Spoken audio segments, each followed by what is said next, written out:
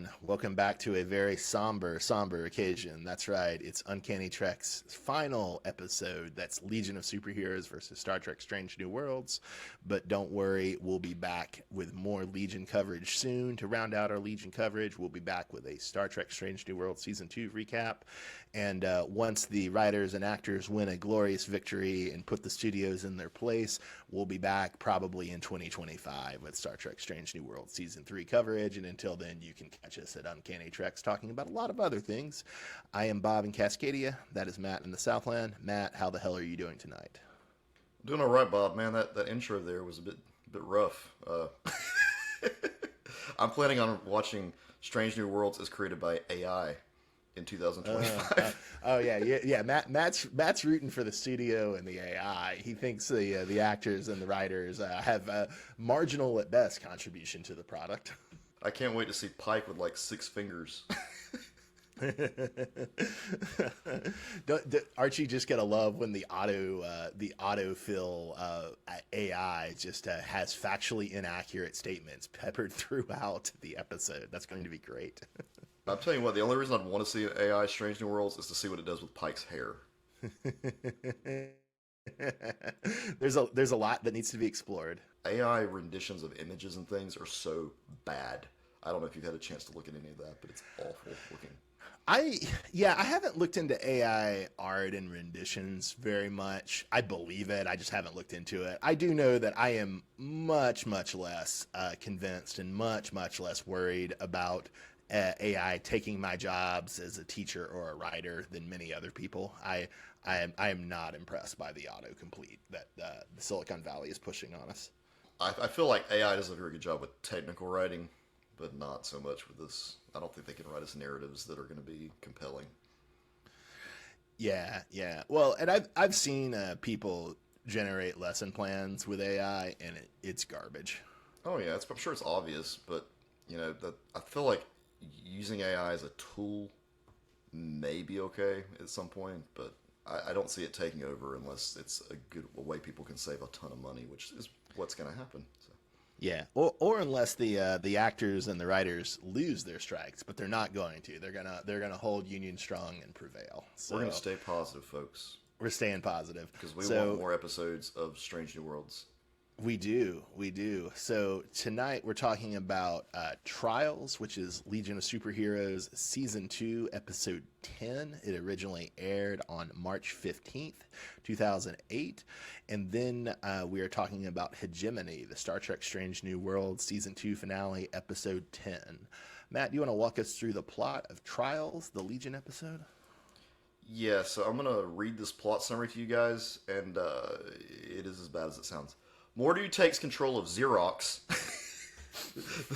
the sorcerer's planet, so Superboy X has to help the annoying young Mr. Mixel-Pidlet clone from Season 1, Zix, regain his powers. Indeed.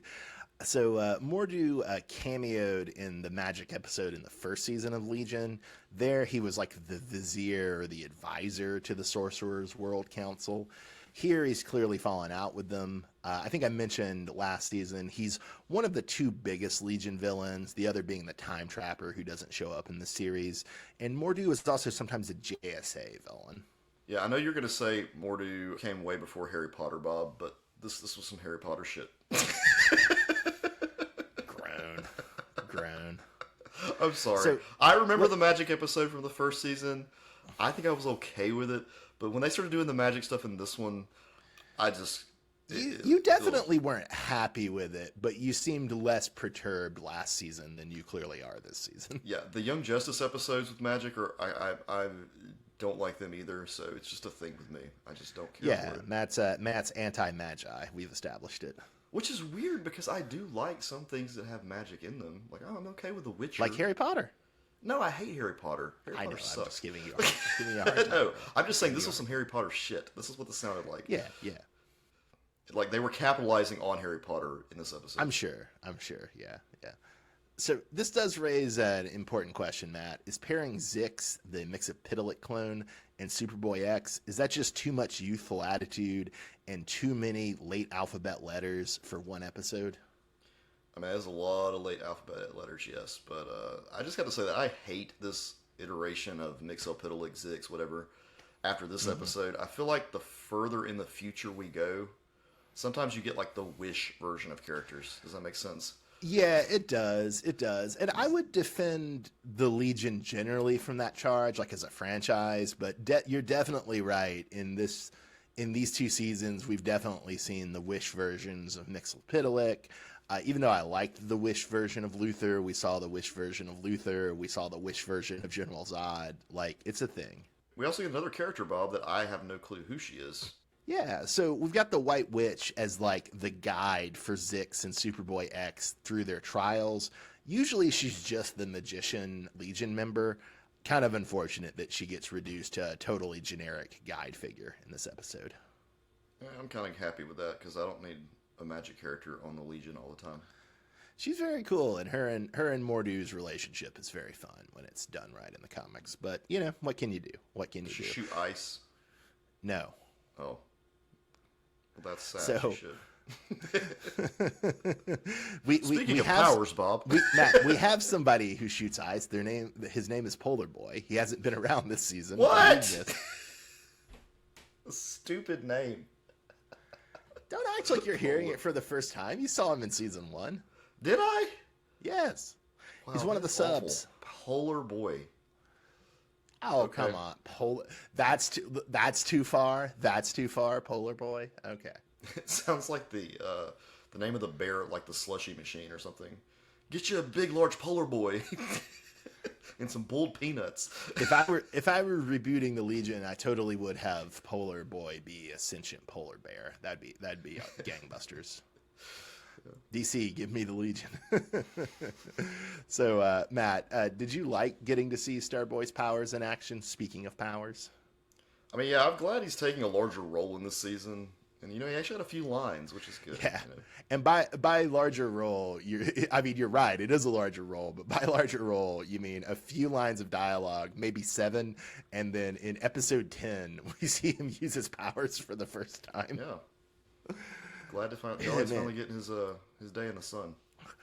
I gotta say, I remember season 2 being a little bit better than this. It's not really living up to my memories. It's okay, Bob. I forgive you. I've only Thank got a you, couple Matt. more episodes to go. Yeah, we're one more episode after this, dear listeners, where we marathon the last 3 Legion episodes to round The out. second our season's Legion been coverage. rough. They had some really cool ideas, but I think it just didn't come to fruition.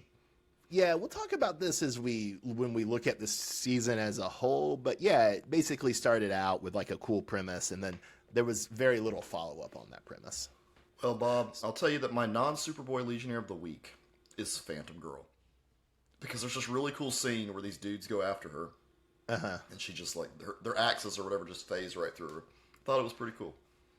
Yeah. I was thinking Phantom Girl too, but I had forgotten that scene, and I was just like, well, she doesn't really do anything in the episode. Not that anyone else does either. Yeah. So I decided to just give it to White Witch, but not this version of White Witch, the real White Witch, who I wish were better in this episode.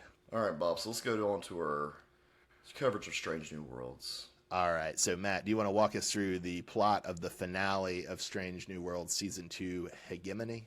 Pike, Nunian Singh, Mabinga, Ortegas, and Sam Kirk attempt to rescue survivors from a Gorn attack on the Kyogre and a Midwest colony planet, while Spock angst over the probable death of Chapel during the attack. Do you have a message for people? Yeah, I just want to point out to all the whiners out there, we finally got to a Strange New World, and it looks like the backlot at Paramount, so you're very welcome. There you go. Quit complaining.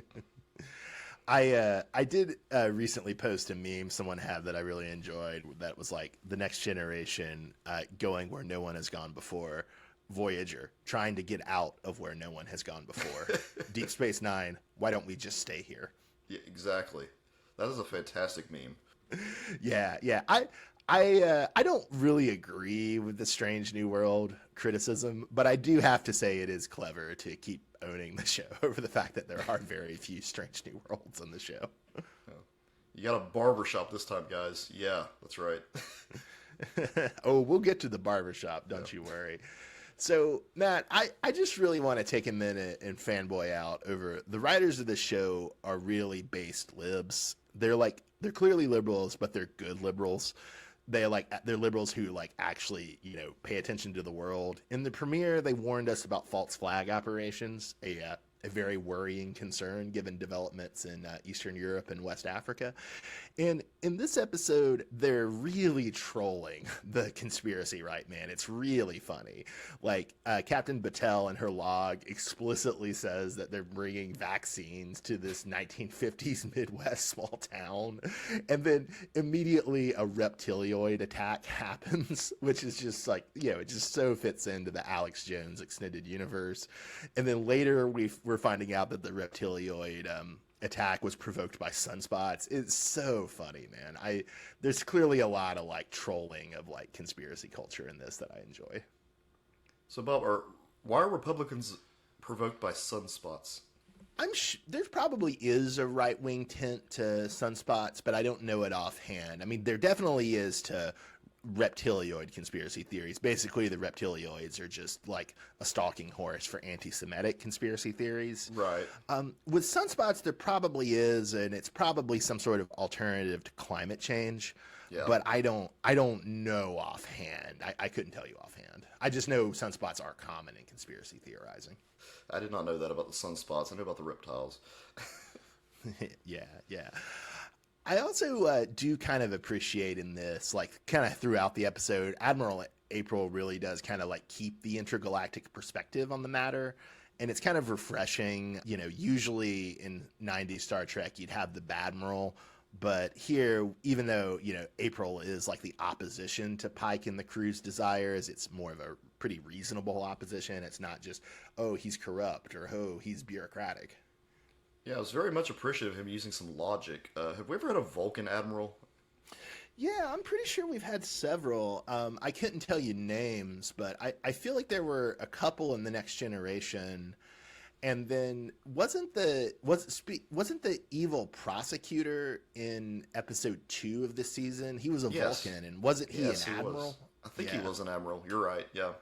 I did enjoy in this episode, we find out that the Gorn have the ability to jam sensors, communications, and transporters, which I think we've seen, individual ones of those get jammed before from enemies or from circumstances on Star Trek, but I feel like it's the first time we've seen all three kind of jammed as a product of an enemy weapon. The Gorn are OP, Bob. They're OP. I don't know. I mean, it just sets up a good scenario for stories. Yeah, they can't do anything. The shit they have. So they got to come up with some new shit. Yes, that's how stories work. Well, it kind of makes sense with like, the Gorn are hunters, and like hunters in contemporary American culture, they just totally cheat, right? They use all these things to cheat. Like they use pheromones to trick the deer in, that sort of stuff. Yeah. I would say my favorite line in the episode, though, was probably Ortegas's line when Pike is dragging out the new weapons, break in case of Gorn. Yeah, so when she got called to go on that away mission, Bob, I feared she was going to die or be traumatized. And it could still happen. But yeah, I was worried too, but I don't think they're going to get rid of Ortegas, especially since they haven't had much time to develop her yet. I think partially because of, personal tragedy the actress suffered, so I think Ortegas is probably good for at least one more season, if not several more. Yeah, and Boimler says Boimler knew who she was, so I'm assuming that she does. Yeah, but I think that's because, the Klingon War was before this, and I think she was a war hero because of that. Oh, not after. Okay. I think. Yeah, I'm not totally sure, but I'm pretty sure. That would make a lot more sense then. Yeah, okay, well, there's still a possibility she could be on knocking on death's door at some point. Okay. Yeah. And then I was also deeply amused that after this episode, Spock is adding zombie movies to his research queue. That was pretty funny. I can just imagine Spock like sitting down to watch The Evil Dead or some shit. Yeah. Come on, man. Dawn of the Living Dead. It's the good stuff. Actually, it's just Dawn of the Dead. I'm a poser. What did I say? Dawn of the... I don't know. Evil Dead, I think, is actually a video game. I don't know. No, it's something with Dead. Evil Dead's a zombie movie. It's a franchise, right? Yeah. Yeah, it's a zombie movie. Yeah. Okay. Yeah. It's more like only a few zombies possessed by an evil book instead of like a mass zombie. Yeah, this is the one with Ash. What you call it, right? Yeah, Bruce Campbell. Yeah, Bruce Campbell. Yeah, I know that. Yeah. I also deeply loved Ortega's trolling Pike for being weak on flying. She's doing the complicated maneuvers in the atmosphere, and it's making Captain Pike a little green around the gills. Okay, this when I watched the scene, I think I even texted you that this was so reminiscent of something that we have watched earlier, and I cannot for the life of me remember what it is. Maybe it was Star Wars something, but them having to pull up like that at the last minute has been a recent thing on something we've watched. I mean, it's kind of a it's been done before, I know, but like a more recent episode of something we've done. Yeah, I mean, obviously it's a pretty common trope, but I couldn't place what it was you were referring to. Maybe Picard. I think there was something in Picard like that. I just don't remember. Yeah, it could be Star Wars, but I don't know what Star Wars it would have been because I don't think it's Obi-Wan, and I don't think it's you didn't Maybe even Mandalorian. Well, did you watch Mandalorian season 3? Not season 3, but season 1 and 2. There's no telling, Bob, but yeah, we know it's happened before, and I'm pretty sure it's happened recently in something else we watched. So it was very fresh. I was like, oh, this is, or it wasn't very the opposite. It was not very fresh. I was like, oh, I've seen stuff like this before. We know they're all not going to die. At least letting Ortegas give her boss a hard time from it was good. And speaking of giving Pike a hard time, I was deeply amused that his first instinct for a hiding place is a barbershop. Yeah, if I had hair like that, Bob, I'd want to ensure that I could be styled and coiffed, even if the Gorn were planting eggs in my butt. Look, Matt, they may not have any supplies, but Pike will have hair care supplies, and that's what matters. That is exactly what matters. The man will be okay as he's impregnated by Gorn. You and Spock were feeling the zombie movie vibes. I gotta say, I was really feeling Jurassic Park 2, The Lost World vibes off the Gorns running down the street. You know, very Raptors, loose in the city, which I'm pretty sure happened in Jurassic Park 2, The Lost World. Yeah. Yeah, the first Gorn episode was all alien, last season. This was definitely more Jurassic Park, it did have those type of vibes. The only time I ever really went back to feeling like alien was when Chapel and Spock were taking out the spacesuit Gorn. Yeah, the spacesuit scenes and the scene on the hull did much more go to like an alien vibe. Yeah, but yeah, mostly with it being more planetary for most of the runtime. Yeah, it was kind of a different feel. You may reject this comparison, but I do like that ultimately Uhura and Pelia's plan is to combine 9/11 and Star Trek Generations by crashing the Cuyahoga's saucer section into the Gorn Tower. Speaking of, the show being written by base libs and trolling the right, I felt like that was a pretty funny troll.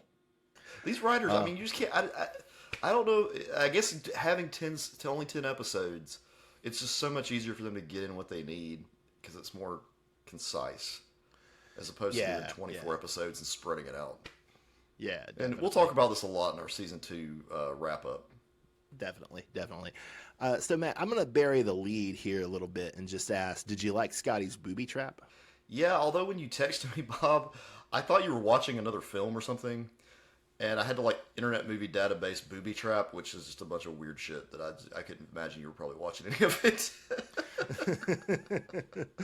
Well, because I think you texted me. You said enjoying the booby trap. I thought you were saying you were enjoying the booby trap. I thought you were telling me you were watching a film called The Booby Trap and that you were enjoying it. Usually when it's a film title, I try to put You'll capital. I know. Yeah. Apparently, that's how you're owning me this week, Bob. On the other podcast we recorded earlier today, I just can't seem to understand the whole capitalization thing. Yeah. So Scotty's appearance also sent me down an IMDb rabbit hole, Matt, where I was trying to figure out if I'd seen Martin Quinn as the new actor playing Scotty. Was trying to find out if he'd been in anything I'd seen. It was surprisingly difficult. There's 4 actors named Martin Quinn on IMDb, and they've most of them had been in indie movies, and only 3 of them in 2002. It was a very strange experience, but I finally found the right guy. I found our boy. He looks to have mostly been in minor British TV stuff, so nothing was familiar to me, even though he looks vaguely familiar, which maybe is just the resemblance to James Doohan in the 60s. And you'll also be disgusted to know that Martin Quinn, who's playing Scotty, is a decade younger than us. Yeah, getting old sucks, but I'm starting to come to terms with it. especially knowing that the actor who plays Kirk is closer to our age. And the other thing that keeps me going, Bob, is that professional wrestlers are starting to skew more towards the 40s. So I'm like, okay. There's still a chance. Yeah, there's still a chance, Bob. I get out of this. I did it all. It's So, more of like when the world champion's like 40, I'm like, okay, that's not too bad. In the middle, when usually, when you think of athletes, you think in their 20s. yeah, yeah. So did you like their version of Scotty, Matt? Yeah. I mean, he looks just like him, sounds like him, acts like him. I think they've really hit the nail on the head with casting these actors to portray the guys who are just so famous and iconic. They went with no names. Yeah, and I think that's the key, because they look just enough like him, sound just enough like him, but it's still a different person. Well, I'm going to disagree. It's not anybody famous you've already put into another role. I'm going to disagree with you slightly on this. Sounds like it's a real Scottish accent. Now, granted, the voice sounds somewhat similar to James Doohan's, but it's like a real Scottish accent. Yeah, it's real this time around. It's more authentic. Yeah, no, they establish him as like clever. I also like saying that he's like cowardly is too strong, but like it was interesting that this episode like established his skill at running, right? And like he was, partially just because he's young and inexperienced, and partially because Pike and Battelle are kind of crazy. He was a little off-put by their plan, So I really liked how they were playing him as like he's not some like macho fighter, come with me if you want to live guy. He's a very clever, very creative, fleer, which I thought was good. I will say that out of all the characters in the Kelvin verse, Simon Pegg as Scotty was probably the only character I would have loved to have like dragged into the prime. Hard disagree there, bro. Hard Okay. disagree there. Hard disagree. And also, why are you burying the lead on Carl Urban playing McCoy, who is much better than Scotty? Yeah, well, damn, I forgot about him. Yeah, Carl Urban and Simon Pegg. Bring them over. We're good. No, Martin Quinn is so much better than Simon Pegg. Okay, well, but yeah, okay, we'll go with Martin Quinn. Also, I kind of hate Simon Pegg for like his comedy movies. Like, what's the zombie movie comedy? I love that movie, Shaun of the Dead. That movie sucks so much. There's nothing wrong with that film. Now, those other ones I didn't care for, but that one I was okay with. Maybe I just watched it at the right time in my life. I was about to say, you watched it at the right time. I didn't see Shaun of the Dead till like 2013 or something. And by then it was far too late. It was far too late. Yeah. Matt, do you remember when we tried to see his cop movie, Hot Fuzz? Yeah. Yeah, so listeners in our hometown, or at least my hometown, we went to try and see Simon Pegg's cop movie, Hot Fuzz. And we went in, and there was no audio. And was it Spider-Man 3 was out at the same time? I think it was Spider-Man 3. Yeah, we went to see something else. It was no, we go out to the ticket counter, and we're like, hey, the audio's not on for Hot Fuzz. And she's like, the lady at the ticket counter is just like, oh. And we're just like, well, could you turn it on? And then she's just like, no. And then it's like, she's like, do you want a ticket? You want tickets to Spider-Man 3? And it's like, we've seen Spider-Man 3. And she's like, do you want tickets to Spider-Man 3? And it's like, no, we don't. It's not that good. Yes, folks, and that's how socialization was. What year was that? Probably 2009. 9. Now it's 100 times worse now. Yeah. Yeah. I mean, we weren't covering ourselves in glory that day, but neither was she. It was 2007. Yeah, 2007 for both films. Which also, weirdly, Matt, maybe the greatest year for American movies in the 21st century. No Country for Old Men, There Will Be Blood, Zodiac. I never saw Hot Fuzz, so I couldn't tell you. I didn't either. I never watched it. I've only seen Shaun of the Dead. I think there's like a trilogy. I've only seen that. Yeah. There's a robot one. It's like the pub at World's End or something. Oh yeah. I've heard of that, but I haven't. Yeah, and then I think maybe they're saying they're going to expand it into a fourth movie, but I don't know if the fourth movie has actually happened or not. Well, Bob, back on this episode, let's talk about this. Let's talk about something important, such as this Gorn spacesuit. Man, this Gorn spacesuit is dope as hell. I mean, surely somebody must have put a reptilioid alien in a spacesuit before. Oh yeah, But it's I happened can't. multiple times in video games. Okay. I can't think of one offhand though, and it looked really cool on this Gorn. I really liked the FX work here. Yeah, I thought the same thing. And when they break the oxygen mask, I realize we Hmm. have now seen a full adult Gorn, but it's hidden enough to not ruin the whole look of the original series until they're ready for that. You know what I mean? Yeah, totally, totally. Like I don't really know what a full adult Gorn would look like. If you were inclined to nitpick, which I'm not inclined to, but it is kind of funny that like in Arena, they're acting like no one has ever seen a Gorn before, and Yeah. it's a big deal that Kirk is fighting it on the planet, and then Spock's just thinking to himself, "Yeah, I definitely killed one of those in a spacesuit Yeah. before." As he watches Jim struggle for his life against the Gorn on the planet. Folks, this is how we can utilize AI to fix canonical errors. Jesus, They should go back and add in some vocals for that. Be like, Captain Kirk, when I faced the Gorn, they were wearing spacesuits. I had to break their mask. This Gorn is not wearing a spacesuit. So my strategy does not apply. Yeah. We don't know how to take him out. So Matt, as soon as Battelle stepped out to face the Gorn, I called that she was pregnant from a Gorn. Oh, yeah. Did She's you? gonna have Gorn babies, and she's so dead, Bob. And again, Strange New Worlds is like classy enough to not make a thing of this, but it is like really funny that subtextually like Pike got cuckolded by a Gorn. That's really funny. I think this is just firmer commentary on Roe versus Wade being overturned, Bob. It's also that. You watched Prometheus, right? Yeah. I really love. Is it Numi Rapace is the female lead in that?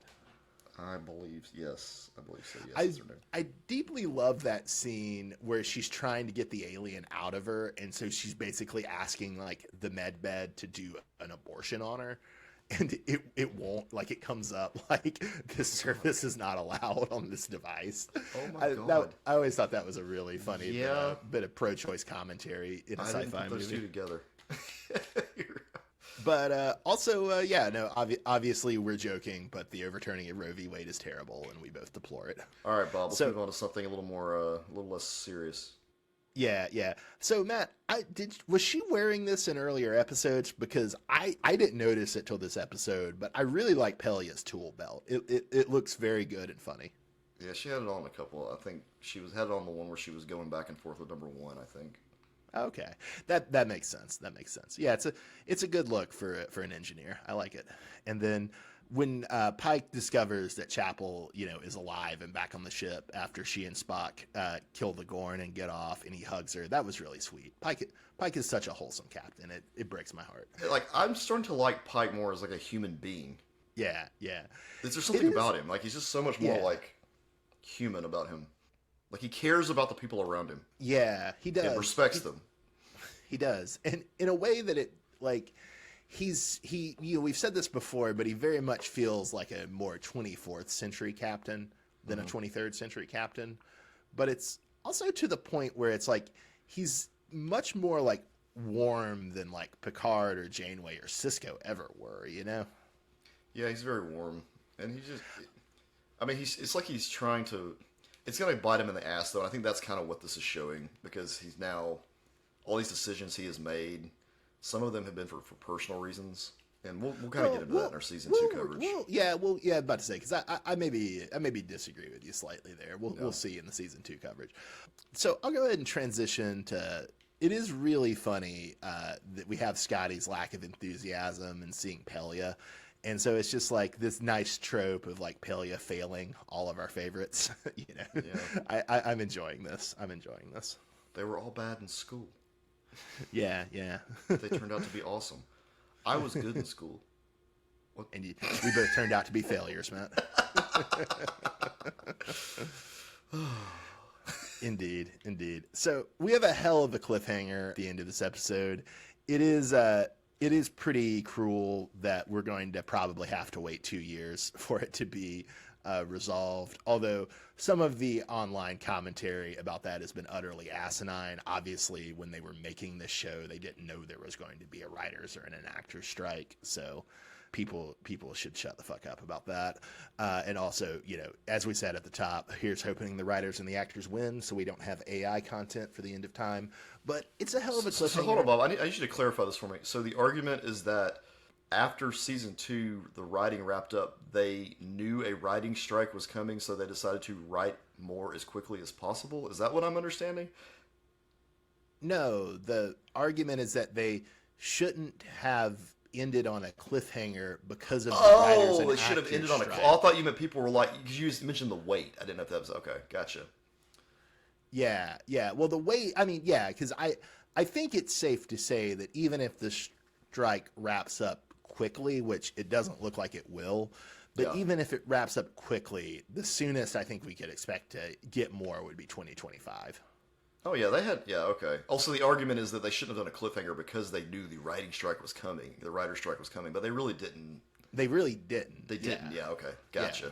Oh, that makes more sense. Yeah. I just think the time frame of like when this was being written and produced was, far enough ahead that there's no way. So when did you realize it was going to be a cliffhanger? Well, when it was all like slow motion, and Pike was trying to, you could see Pike trying to make a decision about what to do, and Uhura was kind of, what do we need to do? And then you had, I think it was it Ortegas or number one? Yeah, number one also says, once we had all that, I was like, shit, this is about to cut off. And yeah, man, my adrenaline was Ortegas pumping. is on that Gorn ship, man. That's right, I meant number one. Yeah, You're she right. got abducted by the reptiloids. Yeah. My adrenaline was just pumping hard, like so hard. I was like, okay, we got to figure out what's going to happen. What's it going to do? And it's just to be continued. I mean, I somewhat cheated, but as soon as they said they couldn't beam the people up from the surface, I immediately checked the time, and it was like 90 seconds to the end of the episode. Yeah. And I was like, okay, yeah, so it's a cliffhanger. And I want to give a shout out or credit to whoever did that subtle transportation, like the transporter visualization of the characters that are abducted by the Gorn.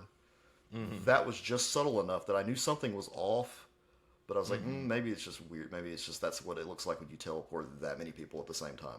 Yeah, or maybe it's something about the interference, right? Over But no, yeah. no, it was totally they kidnapped them. Oh man, it was a hell of a cliffhanger. I am really stoked for. Hopefully, we'll see season 3 in 2025, but maybe I it's hope 2026. so. I'm gonna be so sad if like Paramount Plus goes bankrupt or some shit or gets.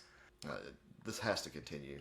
We have to know what happened. I mean, if Paramount Plus continues, this will continue. I feel like, and if it doesn't continue, they might do what Max has done with Batman, right? And I could definitely see like Amazon or Netflix picking it up. So they could print money with this if they're smart. This is a good show. Yeah, I mean, I'm not sure if we're gonna get more Lower Decks after the writer's strike. I'm not sure if we're going to get Star Trek Legacy or not, especially since they've been. I guess that's still not like officially confirmed, which seems insane to me. But I'm as sure of anything in the world that in some form we will see Strange New World season 3. Comic book adaptation. Oh God. Oh God. Yes. No, fan made comic book adaptation. Even better. What, Matt? You and I do the radio drama of Strange New World season 3. That was perfect. Oh God, we'd be terrible at that. So Matt, it's time to move into our final few awards. Do you want to give your award for comment of the week of dumb people talking about Strange New Worlds on the internet? Yes, Bob. Here was my comment of the week from a Reddit thread. Do you find the Gorg compelling or interesting? They roar, they click, they jump scare. They act, look, and sound like every CGI alien monster from the last 20 years. This was fine when they were using it in the Alien episode of the first season, but to make them the reoccurring threat is such a waste. I mean, that's really dumb because we learn a lot about the Gorn this episode, and it's really interesting. Like the things we learn about their habits, and the things that they're. I'm no biologist, so I can't speak to the plausibility of some of this, but the way that they're incorporating like reptile characteristics into the Gorn's behavior is pretty cool and something never done before. But also, like, what do you want, bro? More Klingons? Yeah, they have a cool spacesuit. Like we learned all kinds of stuff about them. Yeah. Like I feel like they were bitching about the Klingons and the Ferengi and stuff during like Next Gen. Like if we would have had the internet then, people would be saying the same Well, thing. I mean, in fairness, the Ferengi in Next Gen did suck. Oh, they did. Yeah, they did. But let's get into the Romulans. Them bitching about them showing up Yeah, too much. yeah. And then for my comment of the week, this was from Twitter. We had to survive the musical episode to get this highly anticipated, extreme disappointing, anticlimactic, all caps, Gorn episode. The big, scary, all caps, Gorn are a cross between Rango and Mantis, question mark, disenchanted with the series. Oh my god, Rango. Yeah, yeah. That's that Johnny Depp Western cartoon, right? Yeah, he's like a lizard. It's just, I mean, what the hell? Really? I love the man. People are so bitter about the musical episode. People still So won't shut the hell up about it. They're still talking about it. I'm like, God, get over it. We'll talk more about that in our coverage of the. We our will. full We will. coverage. So, Matt, who is your character of the week? Character of the week this week, Bob. I was going to give it to Pike, but we'll go into that in a minute. But Spock is my character of the week. Very fair. Very fair. Spock's emotions were on display here, but they did it in such a way that it was just subtle enough. Because he Yeah. thinks that Chapel's dead. Yeah. Then he has to rescue Chapel, and there's just all these little like clues that he is like about to flip out, but he's keeping his emotions in check. Hell of a performance. Ethan Peck is the Spock actor, right? Yes. Hell of a performance from Peck. And then, yeah, everybody was great this episode. I love the entire ensemble, as we'll talk about in the season 2 review. But I'll give it to Pike. I mean, in a lot of ways, it was his episode. He did a great job. Love the show. Matt, what's your episode of the week? Hegemony. Yeah. No, there was real suspense there. Would it be Hegemony or would it be the Harry Potter knockoff? I mean, real suspense from the listeners. Well, listeners, we've really enjoyed you humoring me and going on this Legion of Superheroes and Star Trek Strange New Worlds journey with us. We will be back very quickly with Strange New Worlds Season 2 wrap-up coverage. Then we'll have an episode wrapping up the final 3 episodes of Legion of Superheroes. We'll wrap up the last 4 comics of the tie-in comic to Legion of Superheroes, and we'll do a nice little recap of our experience with the Legion show, movie, and tie-in comic. So that'll cover us on Strange New Worlds until it gets back. We'll certainly be back with Strange New Worlds Season 3 coverage in 2025, 2026, whenever it is. And Paramount, pay your writers, you cheap bastards. I am Bob in Cascadia. That's Matt in the Southland. Have a great night, everybody. Thanks for listening.